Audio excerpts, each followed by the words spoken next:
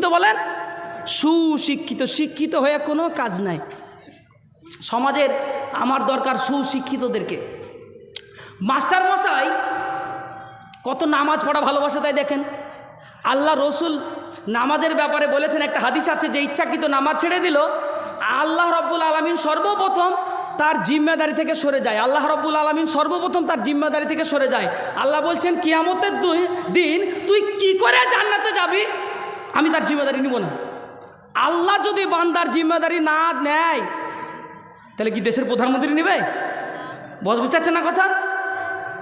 মতিউর রহমান সাহেব নেবে? উনি তো নেবেন না। তাহলে আমরা কি করি?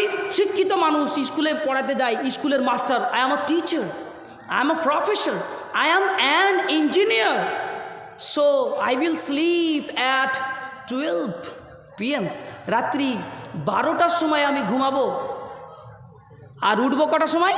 অ্যালার্ম দিচ্ছে কি জানেন তো? 8:30 মুসলমান। নাম কি? আব্দুল গফার। নাম কি? আব্দুল সত্তার। নাম কি? আব্দুল্লাহ। আর তার অ্যালার্মের টাইমটা কত? 8:30।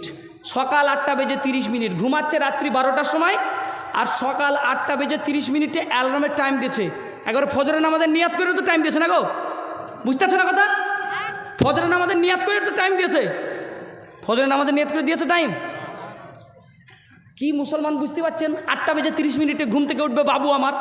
উঠার পরে এদিকে বগলে আফ্রিকার জঙ্গল, এদিকে আর এদিকে সুন্দর করে আপনার হাফ হাতা গেঞ্জি, আর আমি একবারে বেলডাঙ্গার মার্কেটে জিম করেছি, বডিটা দেখো, বিরাট বডি আমার। বডিটা নিয়ে সকালবেলা একটা এত বড় ব্রাশ নিয়ে এরকম করে ঘষতে ঘষতে চলে যাচ্ছে, হাতটা তুলে মারছে, আর এদিকে আফ্রিকার জঙ্গল ফাঁকা হয়ে গেছে। বুঝলেন কি না? 40 দিন পার হয়ে গেছে, কোনো খবর নাই। মাস্টার, উনি টিচার, উনি শিক্ষক। উনি কাদের শিক্ষক? নিজেও গরু আর তৈরি করবেও গরু। বুঝতে পারছেন না? তারা কি করছে? 8:30 টাইম দিয়েছে। কেন? লাইফ থেকে বাদ দিয়ে দিয়েছে ফজরের নামাজ। পড়বই না, যতদিন চাকরি জীবনে আছে ততদিন পড়ছি না। চাকরি জীবন থেকে অবসর নিই, একটু বুড়ো হই, একটু বয়সটা হোক, একটু রঙ্গচঙ্গ কমুক, একটু দীঘাতে বউকে নিয়ে ঘুরতে গিয়ে উলঙ্গ করে বেড়াই। বিয়ের পরে নিজের বউটাকে সুন্দর করে জুড়া ছবি তুলে ফেসবুকে পোস্ট মারি। ওরে জানোয়ার কোথাকার! হ্যাঁ, বিয়ে করার পরে বউকে পোস্ট দিচ্ছে না মুসলমানরা? তুমি তো দায়ুস। আর দায়ুসুল আয়াদখুলুল জান্নাতা। যারা নিজের বউকে প্রদর্শন করায় অনলাইনে, যারা নিজের বউকে মানুষকে ফেসবুকের ভিতরে নিজের বউয়ের ছবি তুলে বলে, আমার বউটা কেমন হয়েছে রে, তোর বউ তো পেঁচি পড়ি রে,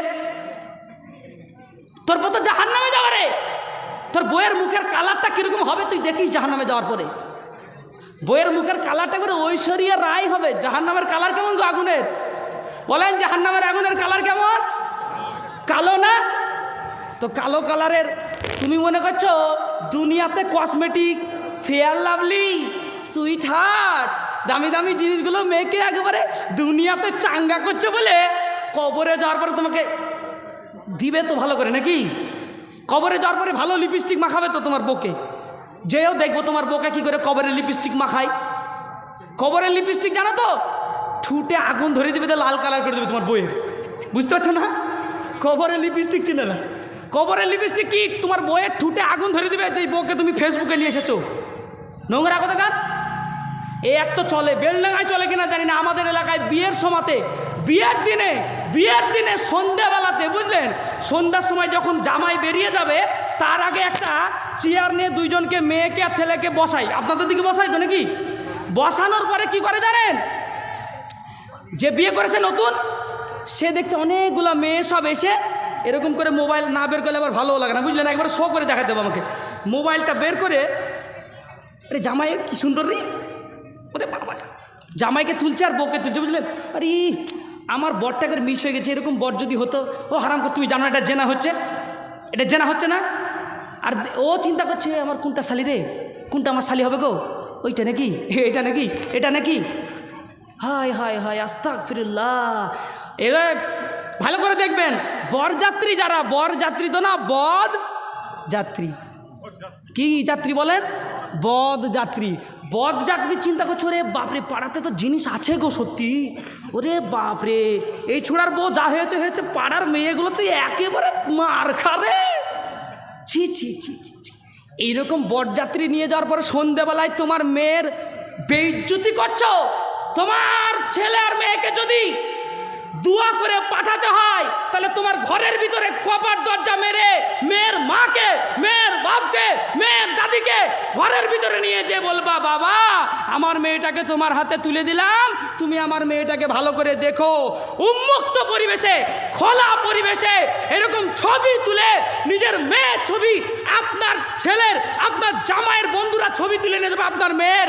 আর আপনি জানেন কি কত দূর পর্যন্ত গড়াতে পারে? এখন বিভিন্ন ধরনের সফটওয়্যার বেরিয়েছে, সফটওয়্যারের মাধ্যমে আপনার মেয়ের ছবিগুলোকে, আপনার মেয়ের পোশাকগুলোকে উলঙ্গ করবে, করার পরে দেখে বলবে আমার বন্ধু জিনিস পেয়েছে বটে। আর এই রকম ধরনের উলঙ্গপনা কাজের জন্য তুমি একজন নিরক্ষর বাপ, তুমি একজন নির্লজ্জ মাস্টার মশাই, তোমার মতো প্রফেসরের মুখে লাথি মারি আমি।